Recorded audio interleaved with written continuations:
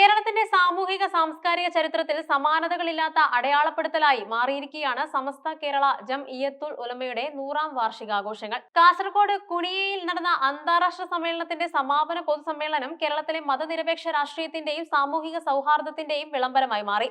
കേരള മുഖ്യമന്ത്രി പിണറായി വിജയൻ സമ്മേളനത്തെ അഭിസംബോധന ചെയ്തുകൊണ്ട് നടത്തിയ പ്രസംഗം വർത്തമാനകാല ഇന്ത്യയിൽ ഏറെ പ്രസക്തവും ഗൗരവമേറിയതുമായ നിരവധി രാഷ്ട്രീയ സാമൂഹിക മാനങ്ങൾ ഉൾക്കൊള്ളുന്നതായിരുന്നു. അടിച്ചമർത്തപ്പെട്ടവരുടെ പക്ഷം ചേരുക എന്ന മുഖ്യമന്ത്രി പിണറായി വിജയന്റെ പ്രസംഗത്തിലെ ഏറ്റവും ശ്രദ്ധേയമായ വരികളായിരുന്നു. അടിച്ചമർത്തപ്പെട്ടവരുടെ ഐക്യത്തെക്കുറിച്ചായിരുന്നു ഇത്. അടിച്ചമർത്തപ്പെട്ടവന്റെ വർഗവും ഭാഷയും വേഷവും വിശ്വാസവും നോക്കാതെ ഇരകൾക്കൊപ്പമാണ് നിൽക്കേണ്ടത് എന്ന അദ്ദേഹത്തിന്റെ പ്രഖ്യാപനം സാർവലൗകികമായ ഒരു മാനവിക നിലപാടാണ് ഉയർത്തിപ്പിടിക്കുന്നത്.